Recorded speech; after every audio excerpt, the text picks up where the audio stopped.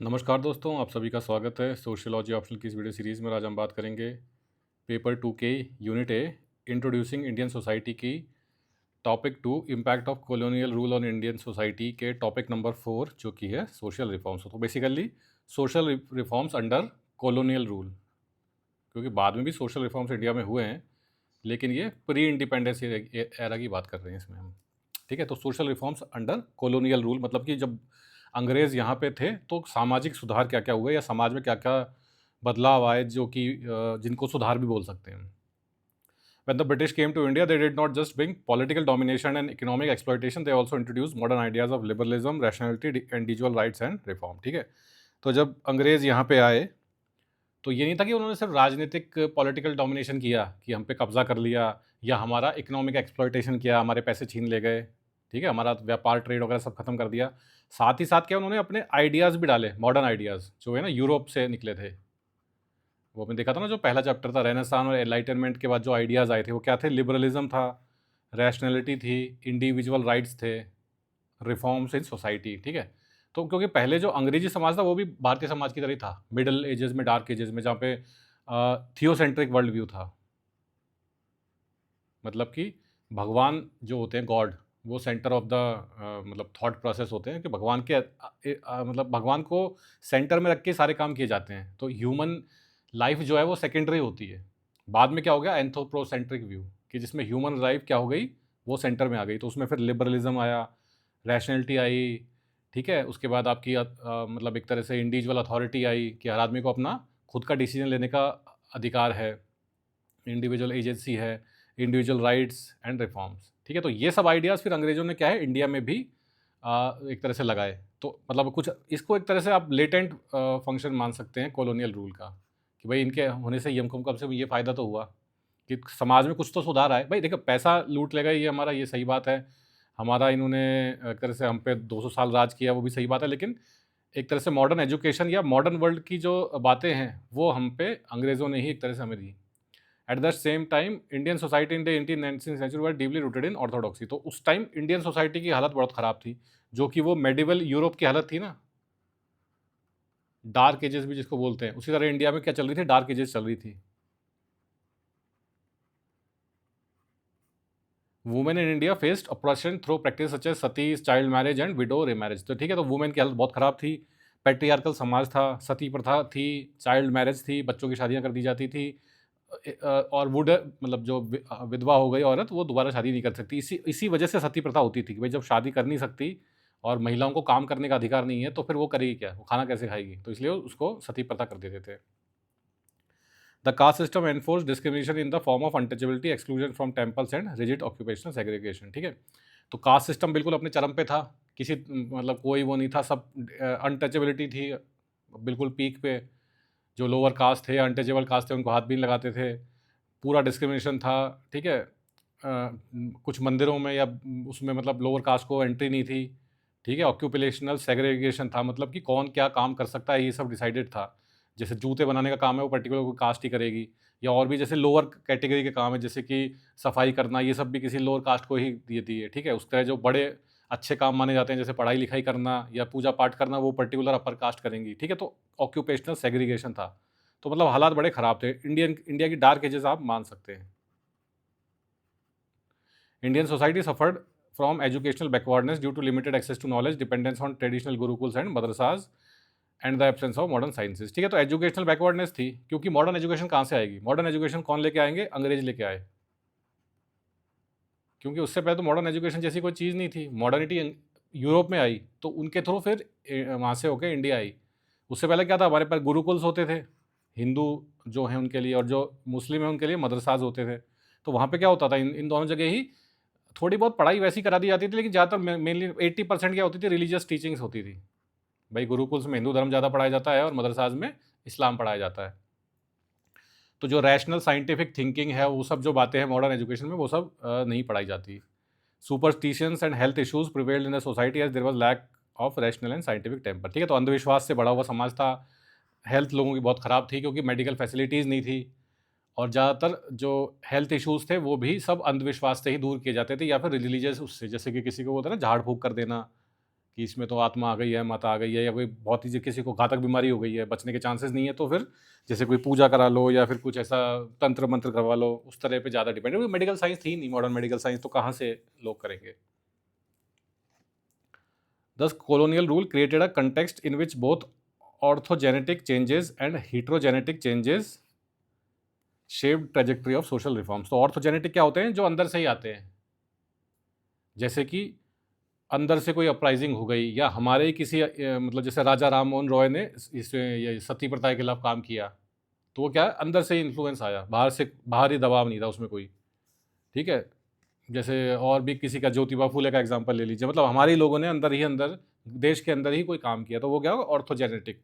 बाहर से चेंज आया उसको बोलेंगे हीट्रोजेनेटिक। जैसे कि ब्रिटिशर्स ने कोई कानून बना दिया, सती प्रथा को बैन कर दिया, तो वो क्या हो गया, हीट्रोजेनेटिक चेंजेस हो गए। तो दोनों ही थे, मतलब बोथ ऑर्थोजेनेटिक भी थे और हीट्रोजेनेटिक भी थे। अंदर से भी लोग कर रहे थे, बाहर से भी आ रहा था, तो क्या है, टोटली समाज रिफॉर्म हो रहा था, सोशल रिफॉर्म्स हो रहे थे। रिफॉर्म्स वर इनिशिएटेड थ्रू मल्टीपल एक्टर्स। ठीक है, तो बहुत सारे लोगों ने, एक तरह से बहुत सारे लोग थे जिन्होंने अपना अपना योगदान दिया रिफॉर्म्स लाने में, जैसे कि enlightened British officials such as William Bentinck, Lord Ripon and Charles Metcalfe played important role in introducing social reforms in India. ठीक है, तो ये तीनों ही गवर्नर जनरल्स थे।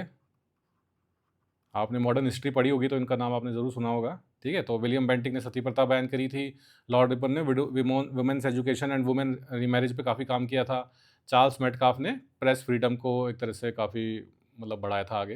ठीक है, तो ये सब नाम हमें याद रहने चाहिए आंसर लिखना हो तो, बस इससे ज़्यादा हमें कुछ नहीं, क्योंकि कोई देखिए मॉडर्न हिस्ट्री का टॉपिक नहीं है। मॉडर्न हिस्ट्री में तो आपको सबका पढ़ना पड़ेगा, विलियम बेंटिक कब से कब तक गवर्नर जनरल थे, क्या क्या उन्होंने चेंजेस किए थे, लॉर्ड रिपन का क्या कार्यकाल था, वो सब पढ़ना हो। लेकिन यहाँ पे बस क्या है, हमें नाम थोड़ा पता होना चाहिए, बस जैसे विलियम बेंटिक ने सती प्रथा बैन करी, लॉर्ड रिपन ने वुमेन्स एजुकेशन पे काम किया। ठीक है, western social activists like Annie Besant, Margaret Cousins contributed to reform movements specially in the field of women's rights and education. ठीक है, तो एनी बेसांट क्या थी, ये थियोसॉफिकल जो सोसाइटी थी, मैडम ब्लास्टविस जो थी उनकी, उससे जुड़ी थी। और बाकी ये शायद इंडियन नेशनल कांग्रेस की फर्स्ट महिला प्रेसिडेंट भी थी, शायद 1917 में थी। आप इसको ईयर को एक बार कंफर्म कर लीजिएगा। मार्गरेट कजन से बनाई थी All India Women's National Congress. ठीक है, तो इन्होंने अपना अपना एक तरह से योगदान दिया वुमेन्स राइट्स और एजुकेशन के फील्ड में। उसके बाद western educated Indian reform such Raja Ram Mohan Roy, M G. Ranade and other spearheaded efforts against social evils and modernisation. ठीक है, तो राजा राम मोहन रॉय का नाम आपने बहुत सुना होगा, फादर ऑफ मॉडर्न इंडिया भी कहते हैं इनको। एम.जी. रानडे ने भी काफ़ी काम किया। ठीक है, तो इनके नाम हमें लिखने पड़ेंगे। Local reformers Mahatma Gandhi, Jyotiba Phule, Narayana Guru and Periyar worked at the grass root to challenge caste operation, gender equality and religious orthodoxy. ठीक है, तो महात्मा गांधी ने अनटचेबिलिटी के खिलाफ काफ़ी काम किया, हरिजन्स बोला इन्होंने, जो अनटचेबल लोग थे उनको। ठीक है, तो ज्योतिबा फूले और नारायण गुरु का भी मतलब एक तरह से कास्ट के उसमें काफ़ी काम था, कास्ट बेस्ड डिस्क्रिमिनेशन में। और पेरियार साहब का भी ऐसा ही था, कास्ट के उस पर ही काम इन्होंने ज़्यादा किया था। Reformist organizations such as Arya Samaj, Prarthana Samaj, Brahmo Samaj, and women's organizations like Sarda Sadan, All India Women's Conference mobilized people for progressive change। ठीक है, तो आर्य समाज क्या है, ये भी कास्ट डिस्क्रिमिनेशन के अगेंस्ट है, क्योंकि वैदिक आर्य वैदिक समाज है, मतलब जिसमें वेद ओनली, मतलब हिंदुइज्म का एक तरह से रिवाइवलिस्ट ठीक है चीज़ है ये, जिसमें कि हम वेद को ही मानते हैं कि जो वेद है हमारे 4 वेद वही सब कुछ है, बाकी caste based discrimination, Ramayana Mahabharata ये किसी भी चीज़ में नहीं मानते। और वही मोनोथीज़म जो वाली जो बात होती है कि एक एक ही पावर है, एक ही परम सत्य है, एक ही परम भगवान है। प्रार्थना समाज ने वुमेन्स एक तरह से एम्पावरमेंट के लिए काफ़ी काम किया। ब्रह्मो समाज ने कास्ट बेस्ड डिस्क्रिमिनेशन के खिलाफ काम किया। ठीक है, और इंडिया वुमेन्स कॉन्फ्रेंस तो नाम से ही जाहिर है वुमेन राइट्स के लिए काम किया इन्होंने। शारदा सदन भी वुमेन्स का ही उसी पे था। Legislations and institutions such as Sati Abolition Act, Women Remarriage Act, Child Marriage Restraint Act, modern universities and commissions such as Hunter Commission provided a legal and institutional framework for reforms। ठीक है, तो ये सब जितने भी थे सब women और ये जैसे वुमेन एम्पावरमेंट वाले काम थे सारे। सती एबॉलिशन हो गया, वुमेन रिमैरिज हो गई, विडो रिमैरिज, चाइल्ड मैरिज की एज बढ़ाना। ठीक है, तो ये सब हमें थोड़ा नाम याद रहना चाहिए।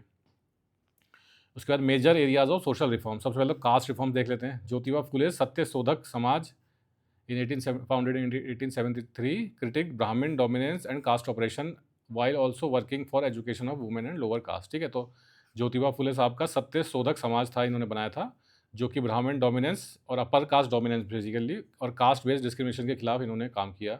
और वुमेन और लोअर कास्ट की एजुकेशन के लिए भी काफ़ी काम किया। उसके बाद नारायण गुरु का एक तरह से इनका एक प्रिंसिपल या एक नारा देते हैं, जैसे one caste one religion one God, जैसा आज चल रहा है ना, वो आजकल वो क्या चलता है, वन नेशन वन इलेक्शन, जो मोदी जी ने दिया है। तो नारायण गुरु ने क्या दिया था, one caste one religion and one god, work to open temples and schools for lower caste. ठीक है, तो वही जैसे लोअर कास्ट के लोगों को टेम्पल्स में नहीं जाने दिया जाता, तो नारायण गुरु ने उसके खिलाफ काम किया, भाई लोअर कास्ट के जो लोग हैं वो भी टेम्पल में जाएं। फिर Mahatma Gandhi launched campaign such as temple entry movement and Guruvayur Satyagraha and sought to remove untouchability by calling untouchables Harijans. ठीक है, तो महात्मा गांधी ने एक्चुअली, महात्मा गांधी का तो बहुत बड़ा वेराइड काम था, बहुत चीज़ें उन्होंने करी थी, लेकिन अनटचेबिलिटी के खिलाफ भी उनका बहुत बड़ा योगदान था। ठीक है, और जो अनटचेबल लोग थे या कास्ट थी, उनको उन्होंने हरिजन के नाम से बुलाया, एक तरह से चिल्ड्रन ऑफ गॉड। हरि मतलब गॉड होता है ना, और जन मतलब पीपल, तो भगवान के लोग हरिजन। टेम्पल एंट्री मूवमेंट में भी गांधी जी ने काफ़ी काम किया।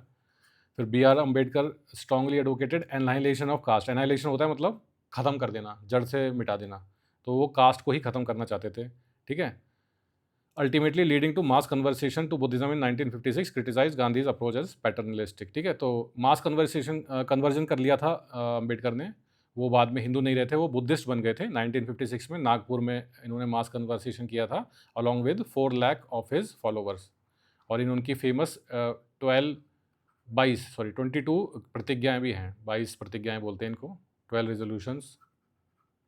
तो उसमें वही 22 प्रतिज्ञा में यही है कि मतलब I will not believe in Hinduism, वो सब मतलब एक तरह से उन्होंने छोड़ दिया था Hinduism. Colonial legislation such as Caste Disabilities Removal Act protected the civil rights of people who changed caste or religion. However, British consciously avoided deeper caste reforms, fearing a cultural mutiny. ठीक है, तो colonial जो कानून आए, जैसे कि cast disabilities removal act. ठीक है, तो इसमें क्या था कि कोई अपनी जाति बदल रहा है, धर्म बदल रहा है। अब जाति बदलना तो इस तरह पॉसिबल नहीं है, लेकिन फिर भी अगर कोई थोड़ा बहुत भी ऊपर नीचे हो रहा है या फिर मेनली रिलीजन बदल रहा है, तो उसमें क्या होता था पहले कि आपकी प्रॉपर्टी का अधिकार चला जाता था। तो एक तरह से उसको इन्होंने चेंज किया कि आप फ्रीली अपनी रिलीजन बदल सकते हैं या कास्ट भी बदल सकते हैं अगर प्रोविजन है कहीं, तो विदाउट लूजिंग योर प्रॉपर्टी। तो एक तरह से ये भी एक सोशल रिफॉर्म हो गया कि अपना धर्म चुनने की आपको आज़ादी मिली। पहले ये होता था कि जिस धर्म में आप पैदा हुए उसी में रहेंगे, कन्वर्ट जैसी चीज़ें मतलब अलाउड नहीं थी हिंदुइज्म में। From a sociological perspective, caste reforms reveal the conflict between traditional stratification based on ascriptive hierarchy and modern egalitarian values based on achieved status. ठीक है, तो एक तरह से कन्फ्लिक्ट या एक तरह से टकरार या तनाव पैदा हो गया किसमें, ट्रेडिशनल स्ट्रेटिफिकेशन बेसिकली मतलब क्या, कास्ट बेस्ड स्ट्रेटिफिकेशन क्या होता है, स्ट्रेटा बन जाने, अलग अलग लेयर्स। तो कास्ट बेस्ड स्ट्रेटिफिकेशन ये क्या है, ट्रेडिशनल स्ट्रेटिफिकेशन है हमारा, बेस्ड ऑन एस्क्रिप्टिव हायरार्की। एस्क्रिप्टिव मतलब जो जन्म से मिलती है, तो जन्म से क्या चीज़ मिलती है हमें, कास्ट। तो ये एक तरफ तो ये ट्रेडिशनल चीज़ होगी कास्ट, वर्सेस नए विचार आए जैसे कि क्या, modern egalitarian values based on achieve status. तो इगैलिटेरियन मतलब कि इगैलिटेरियन वैल्यूज क्या होती है, जिसमें सब बराबर होते हैं, बेस्ड ऑन अचीव स्टेटस, कि आपने खुद किया क्या है। ये थोड़ी कि आप अपर कास्ट में पैदा हो गए तो आप अच्छे ही माने जाएंगे, और लोअर कास्ट में पैदा हो गए तो आप खराब ही माने जाएंगे। आपका जो अचीवमेंट है वो ज़्यादा वो होगा। तो एक तरह से उस तरह की टकरार, क्योंकि मॉडर्न वर्ल्ड आ गया था, नया ज़माना आ गया था। Major areas of social reform में देखते हैं मैरिज एंड फैमिली रिफॉर्म्स। तो मैरिज के भी जैसे बड़े हाल ख़राब थे। हाल क्या ख़राब थे, मतलब बेसिकली महिलाओं के हाल ज़्यादा ख़राब थे। तो मैरिज तो हो ही रही थी, जैसे चाइल्ड मैरिज होती थी। तो patriarchal family system in India came under critical questioning during the colonial period. ठीक है, तो पैट्रियार्कल फैमिली सिस्टम था, सिर्फ मेल्स की चलती थी। ठीक है, महिलाओं को तो एक तरह से किसी तरह का कोई अधिकार नहीं था। Legislation such as widow remarriage act and Sharda act and the spread of women's education gradually bought shift in traditional family structures. ठीक है, तो महिलाएं दोबारा विधवा होने के बाद शादी कर सकें, और शारदा एक्ट में जो एज है वो कम की गई थी, महिलाओं की 14 और शायद लड़कों की 18 की गई थी, मतलब बढ़ाई गई थी। पहले तो कुछ भी 1-2 साल में कर दिया जाता था, एक तरह से बढ़ाई गई थी। From a sociological perspective, these changes represented a movement from rigid patriarchal control towards slow emergence of individual-centric rights within the family। ठीक है, तो अब सोशोलॉजिकल पर्सपेक्टिव देखा जाए तो रिजिड पैट्रियार्कल जो कंट्रोल है उससे थोड़ा थोड़ा, ऐसा नहीं कि एकदम से चेंज आ गया, थोड़ा थोड़ा इंडिविजुअलिस्टिक राइट्स की तरफ बढ़ने लगे हम। भाई जैसे विडो रीमैरिज एक्ट को पास कर दिया, तो अब उससे पहले तो जैसे पैट्रियार्की का जो समाज था उसमें आप सोच भी नहीं सकते थे कि कोई महिला विधवा होने के बाद दोबारा शादी कर ले। वहाँ पे होता था वन वुमेन और वन मैन, मतलब वन मैन और मैनी वुमेन तो हो सकता है, मतलब एक आदमी बहुत सारी शादियां भी कर सकता है, एक आदमी की बीवी मर गई तो वो दोबारा शादी कर सकता है, लेकिन नॉट फॉर वुमेन। इसलिए सती प्रथा भी थी कि अगर आपका हस्बैंड मर जाए तो आपको बेटर है कि आप चिता पे बैठ जाइए उसकी, बहुत ही ख़राब चीज़ थी। उसके बाद slavery and bondage, the Indian slavery act of 1853 formally abolish slavery in India. ठीक है, तो ये स्लेवरी एक्ट एक तरह से आ गया था 1843 में, तो किसी भी तरह की स्लेवरी भारत में अलाउड नहीं थी। अब इसमें कमाल की बात यह है कि स्लेवरी करी सारी हर जगह अंग्रेज़ों ने। अमेरिकाज़ में जो हुआ सारा, अफ्रीका से ब्लैक्स को स्लेव बना के ले के आना, ये सब किसका किया धरा था? यूरोपियंस का, अंग्रेज़ों का। अब अंग्रेज़ तो खैर ही ब्रिटिशर्स होते हैं, लेकिन हम सारे गोरे लोगों को कई बार अंग्रेज़ भी बोल देते हैं सबको, लेकिन ठीक है, वो करेक्ट नहीं है। गोरे लोग बोल सकते हैं, गोरे लोगों का काम था स्लेवरी, लेकिन अंग्रेज़ों ने यहाँ पे उसको 1843 में बैन कर दिया, क्योंकि लगभग 1843 तक काफ़ी जगह से स्लेवरी गायब हो चुकी थी।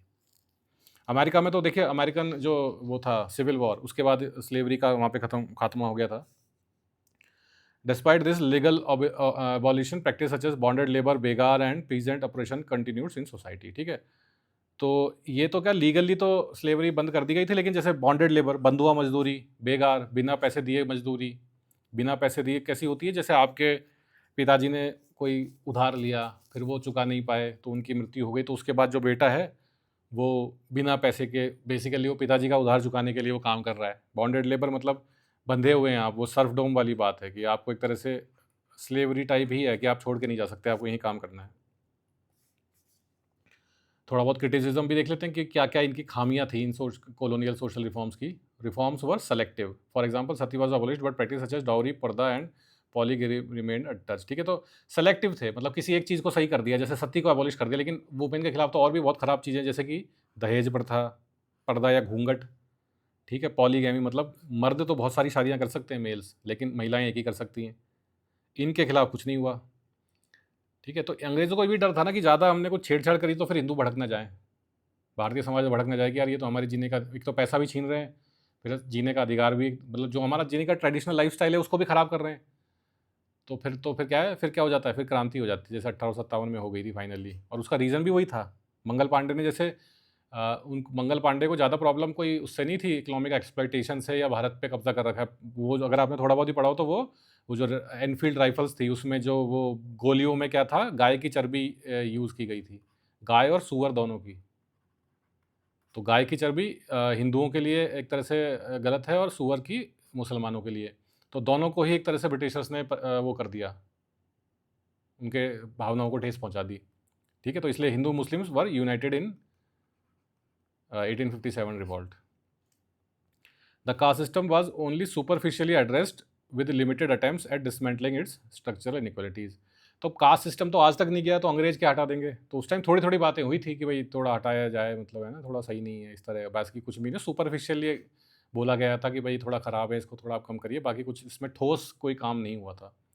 Educational policy focused more on producing clerks and administrators for colonial needs rather than promoting mass education. ठीक है, तो एजुकेशन पॉलिसी जो अंग्रेज, भाई देखिए अंग्रेज यहाँ पे कोई चैरिटी करने तो आए नहीं थे, अपने काम धंधे पैसे कमाने या जो भी करने आए थे, मतलब अपने फ़ायदे के लिए आए थे।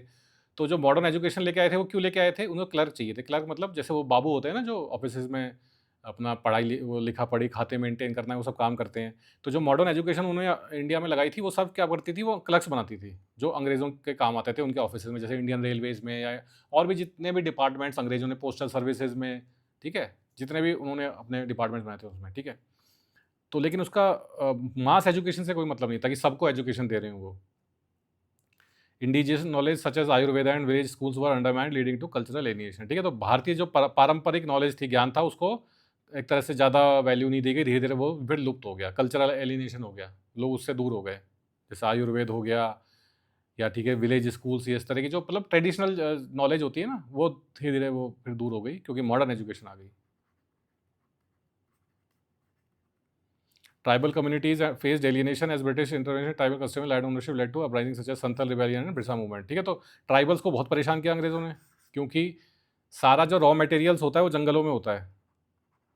रॉ मटेरियल मतलब जैसे क्या, जैसे कि लकड़ी, या जैसे कि माइनिंग करनी है, कोयला निकालना है, और भी किसी तरह की कोई नेचुरल वो निकालना है, खनन करना है, माइनिंग करनी है, तो वो सब क्या जंगलों में होती हैं सब चीज़ें। और वहाँ पे कौन रहते हैं? ट्राइबल्स रहते हैं। अब वहाँ पे ये सब करना है तो आपको ट्राइबल्स को उनके जगह से हटाना पड़ेगा। फॉरेस्ट को वो डिक्लेयर कर देते अंग्रेज़ कि यहाँ पे आप रह नहीं सकते, तो इनका पूरा जीने का तरीका एक तरह से ख़राब, मतलब वो बिगड़ जाता था। ठीक है, उनके कस्टम्स वगैरह को भी वो करते थे कि भाई बड़े क्रूर कस्टम्स हैं आपके, आप ऐसा नहीं कर सकते, वैसा नहीं कर सकते, तो उनके जीने की लाइफ़स्टाइल तक मतलब अंग्रेज़ इफ़ेक्ट कर रहे थे। ठीक है। तो इसलिए जैसे एग्जाम्पल्स के लिए रिवेलियंस हुई, संथल रिवेलियन, उसके बाद बिरसा मुंडा मूवमेंट, ये दोनों ट्राइबल रिवेलियंस में अच्छे एग्जाम्पल हैं, हमेशा इनको आप याद रखिएगा।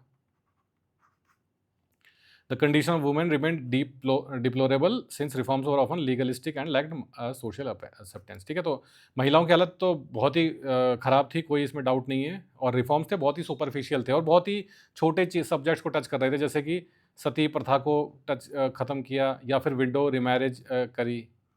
अब विडो में रिमैरिज अलाउड कर तो दी, लेकिन विडो से रिमैरिज करेगा कौन, ये भी एक प्रॉब्लम है ना। तो बस एक तरह से सुपरफिशियल वो था, मास सोशल एक्सेप्टेंस नहीं था, कि समाज ने इसको स्वीकार नहीं किया था इन चेंजेस को जो अंग्रेज कर रहे थे। Women's education remain confined to elites with little outreach to rural और लोअर कास्ट वुमेन। ठीक है। तो वुमेन एजुकेशन की थी सिर्फ अलीट क्लास जो होते थे, पैसे वाले बड़े लोग जो बड़े शहरों में रहते थे, उनके घरों की लड़कियां ही पढ़ाई करती थी, बाकी जो मासेस थे उनका तो कोई मतलब ही नहीं था महिलाओं को घर से बाहर निकालें, स्कूल भेजें। ठीक है। ब्रॉडर इंडियन कंटेक्स्ट में सोशल रिफॉर्म्स कैसे थे? Reform was not just a gift of colonialism but Indians were active participant drawing both upon tradition and modernity. ठीक है। तो हमने कौन सा देखा था, वो जो दो व्यूज थे हमारे, ऑर्थोजेनेटिक एंड हिट्रोजेनेटिक। ऑर्थोजेनेटिक मतलब कि अंदर ही अंदर से, तो ये जो इंडियंस वर एक्टिव पार्टिसिपेंट मतलब कि वो ऑर्थोजेनेटिक। तो इंडियंस भी खाली ये नहीं कि अंग्रेज ही वो कर रहे थे, जैसे राजा राम मोहन रॉय का एग्जांपल ले सकते हैं आप, एमजी रानाडे का, महात्मा गांधी का, ज्योतिबा फूले का, पेरियार का, अंबेडकर का, काफ़ी नाम आपको मिल जाएंगे कि इंडियंस भी चाहते थे कि समाज में सुधार आए, खाली अंग्रेज ही अपनी मॉडर्निटी नहीं थोप रहे थे हम पे। रिफॉर्म मूवमेंट्स लाइक ब्रह्मो समाज, आर्य समाज, अलीगढ़ मूवमेंट किसकी? सर सैयद अहमद खान की, वर डीपली इंडियन इन स्पिरिट दो inspired by modern liberal thought. ठीक है। तो ये इस तरह आप एग्जाम्पल ले सकते हैं, ये किससे हुए? ऑर्थोजेनेटिक हो गए। Sociology here sees the dialectic between tradition and modernity. Dialectic क्या होता है? परस्पर लड़ाई या कन्फ्लिक्ट, जिससे कि एक नई व्यवस्था निकल के आती है। तो ट्रेडिशन और मॉडर्निटी में कन्फ्लिक्ट पैदा शुरू हो गया। Reformers did not reject traditional completely but reinterpreted it suit modern values. ठीक है। रिफॉर्मर्स ने ये नहीं किया कि ट्रेडिशन को बिल्कुल ही खत्म कर दिया, कि भाई जैसे कास्ट सिस्टम है तो ये हिंदुइज्म ही छोड़ दो। अब जैसे उसमें बस सिर्फ अंबेडकर ही अकेले एग्जाम्पल हैं जिन्होंने अपना हिंदुइज्म छोड़ के बुद्धिज्म अपना लिया था, बाकी सबने कहा जैसे कास्ट सिस्टम खराब है तो हिंदुइज्म को मत छोड़ो, कास्ट सिस्टम को खत्म करो। ठीक है। तो जैसे दयानंद सत्यार्थी ने कहा था बैक टू वेदास, ये आर्य समाज में, क्योंकि वेद में वो नहीं होती, कास्ट सिस्टम नहीं होता। ठीक है। तो no caste, everyone is equal. Conclusion में क्या कह सकते हैं हम? Social reforms during colonial rule were complex and carried both achievements and limitation. तो इनके कुछ अचीवमेंट्स भी थे और कुछ इनकी खामियां भी थी, या मतलब एक तरह शॉर्ट कमिंग्स या लिमिटेशंस भी थी। They created a new discourse of rights, equality and rationality in Indian society. ठीक है। तो राइट्स मतलब अधिकार, ह्यूमन राइट्स बोल सकते हैं, फंडामेंटल राइट्स बोल सकते हैं, इंसानों के अधिकार। पहले इंसानों का कोई अधिकार नहीं होते थे। इक्वालिटी, सब इंसान बराबर हो। रैशनलिटी मतलब लॉजिकल और रैशनल साइंटिफिक वाली बात करो, हवा में अंधविश्वास वाली बातें मत करो। ये सब चीज़ें जो है भारतीय समाज में आई, इससे पहले इन सब चीज़ों के बारे में बात ही नहीं होती थी, क्योंकि वही जैसे भारतीय समाज भी कैसा था, थियोसेंट्रिक व्यू था कि हर चीज़ क्या है, वो धर्म यानी रिलीजन से चलेगी। तो जैसे कास्ट सिस्टम वो भी तो रिलीजन की ही देन है ना, लेकिन धीरे धीरे इस तरह का वो मॉडर्निटी आने से चेंजेस आने लगे। They weakened orthodox practice such a sati and untouchability. ठीक है। तो ये जो रिफॉर्म्स थे, इन्होंने इस तरह की जो प्रैक्टिस थी जैसे सती प्रथा हो गई, या छूत, ये होता ना अनटचेबिलिटी, छुआछूत, इन सबको वीकन किया, खत्म नहीं किया। अब ये देख लें, वीकन किया। खत्म होती हैं चीज़ें धीरे धीरे, सामाजिक बदलाव एक दिन में नहीं आता, सालों लग जाते हैं। सालों में मतलब कि दशकों लग जाते हैं, 20, 30, 40, 50, 100 साल। They introduce modern institutions of education and law reshaping social structures. ठीक है। तो मॉडर्न इंस्टीट्यूशंस ऑफ एजुकेशन मतलब नए एजुकेशन सिस्टम आया, लॉ का नया सिस्टम आया। ठीक है। तो इससे क्या, सामाजिक जो ढांचे थे, समाज किस तरह बना हुआ है, उसकी व्यवस्था क्या है, उन सब में मूलभूत फंडामेंटल चेंजेस आए। They produce a new intelligentsia which letter became the backbone of Indian nationalism. ठीक है। तो ये न्यू इंटेलिजेंशिया मतलब कि नए लोग जो कि मॉडर्न एजुकेशन जिनको मिल गई, अंग्रेजी एजुकेशन। इसमें जैसे आप एग्जाम्पल ले सकते हैं कि राजा राम मोहन रॉय हो गए, इवन महात्मा गांधी भी वही न्यू इंटेलिजेंशिया का एग्जाम्पल है, क्योंकि वही विदेश से पढ़ के आए थे। जवाहरलाल नेहरू हो गए, एमजी रानाडे हो गए, इतने लोग हो गए ना जिन्होंने अंग्रेजी मॉडर्न एजुकेशन ले ली थी। ठीक है। तो वो बाद में क्या बने, वो बैकबोन ऑफ इंडियन नेशनलिज्म। उन्होंने फिर बाद में भारतीय जो राष्ट्रवाद था अंग्रेजों के खिलाफ, उसकी कमान संभाली। They were however limited, selective and often elitist. ठीक है। तो लिमिटेड थे ये सारे रिफॉर्म्स, मतलब ऐसा नहीं कि पूरे समाज में बदलाव आ रहा है, किसी एक जैसे सती प्रथा को पकड़ लिया, भाई इस पे कुछ कर लो थोड़ा बहुत, या फिर विडो रीमैरिज कर लो, ठीक है, बाकी चीज़ों पे कोई बात नहीं, क्योंकि बाकी तो और प्रॉब्लम्स बहुत हैं, पैट्रियार्की भी है, दहेज प्रथा भी है, क्या करोगे उनका, पॉलीगेमी भी है, उन पे तो कोई बात नहीं, तो लिमिटेड थी। सेलेक्टिव थी, वही कि भाई जैसे एक चीज़ें सेलेक्ट कर ली, भाई इस पे करना है, इस पे करना है। एलिटिस्ट थी, बड़े जो पैसे वाले हाईली एजुकेटेड लोग हैं, उनको जो सही लग रहा है क्या सती प्रथा खराब है तो वो उसको बैन कर दो। मासेस क्या चाहती हैं, ऐसा कुछ नहीं है। Living the masses peasant tribals and rural women largely untouched and independence, ठीक है। तो मासेस तो थी, जैसे किसान हो गए, ट्राइबल्स हो गए, या ग्रामीण महिलाएं हो गई, इन सबको एक तरह से इन सब का कोई उसमें वॉइस नहीं थी, वो अपना ही जीवन में जीते थे, उनका एलिटिस्ट का ही सारा उसमें किया जा रहा था। From a sociological perspective, these reforms represent a transitional phase of Indian society, one negotiating between traditional hierarchies and modern egalitarian ideals, ठीक है। तो ट्रांजिशन फेज तो था ही। ट्रांजिशन मतलब क्या होता है, एक चीज़ से दूसरी चीज़ पे जाना। तो हम ट्रेडिशनल सोसाइटी जो हमारी पुरानी थी, उससे हम मॉडर्न सोसाइटी की तरफ जा रहे थे, ठीक है। तो ये बदलाव क्यों आया, ब्रिटिशर्स के आने की वजह से आया, इसमें तो कोई डाउट नहीं है। ऐसा नहीं है कि खाली वही, जैसे हमने कहा ना कि वो जो अपना व्यू है कि भाई अंदर से भी था, बाहर से भी था, लेकिन भारतीय समाज भी चाहता था, लेकिन ज़्यादा इम्पैक्ट क्या था, अंग्रेज़ों के आने से था, ठीक है। तो ट्रेडिशनल हायरार्कीज और modern egalitarian ideals. Traditional hierarchy मतलब कि कास्ट बेस्ड, या फिर पैट्रियार्की जेंडर बेस्ड, भाई मेल्स ऊपर है, महिलाएं नीचे हैं। मॉडर्न इगैलिटेरियन आइडियल्स मतलब कि सब इक्वल हैं, इक्वालिटी की बात करें हम, ठीक है। तो इस वीडियो में हमने देखा social reforms in colonial rule in Indian society, ठीक है। तो उसमें वही बात है कि ये मॉडर्न हिस्ट्री का एक तरह से टॉपिक है। हमने जैसे आप बात कर ली, क्योंकि मॉडर्न हिस्ट्री में जैसे वो कौन सी किताब है स्पेक्ट्रम वाली, उसमें आते भी हैं सोशल रिफॉर्म्स क्या क्या हुए थे, तो वो आप वहाँ से भी ज़्यादा पढ़ सकते हैं, क्योंकि ये सोशोलॉजी का वो अपन बात कर रहे हैं, तो उसमें ज़्यादा क्या हिस्ट्री में डीप में जाना ठीक नहीं है। लेकिन जितना भी हमने कर लिया है, क्योंकि देखिए क्वेश्चन आएगा तो आपको आंसर लिखना है, आंसर बहुत छोटा लिखना होता है, 200 वर्ड 250 वर्ड, ज़्यादा पढ़ेंगे कोई फ़ायदा नहीं है। जितना इसमें नाम ले दिए, जैसे संतल rebellion, Birsa Munda rebellion, women rights के लिए, आर्य समाज, ब्रह्मो समाज, मार्गरेट कजन्स, ठीक है, ये मैडम ये जो थी अपनी, जितने भी नाम लिए हैं अपन ने, एम जी रानाडे हो गया, एनी बेसांट हो गई, ये सब मोर देन इनफ होते हैं। तो इसलिए हमेशा वही जो हमको याद रखना है कि यूपीएससी तैयारी में लेस इज़ मोर, ज़्यादा नहीं पढ़ना है, कम को ही बार बार पढ़ते रहना, रिवीजन करते रहना है, ठीक है। जितना पढ़ा है वो हमेशा दिमाग में रहना चाहिए, ज़्यादा पढ़ेंगे दिमाग में कुछ रहेगा नहीं, ठीक है। तो जितना पढ़ा है उतना सफिशिएंट है, मतलब इस टॉपिक में मोर देन सफिशिएंट है। अगर फिर भी आपको ज़्यादा क्यूरियोसिटी है तो मॉडर्न हिस्ट्री आप पढ़े रहें, तो वहाँ से भी कुछ ना कुछ उठा सकते हैं, ठीक है। तो इस वीडियो में इतना ही, थैंक्स।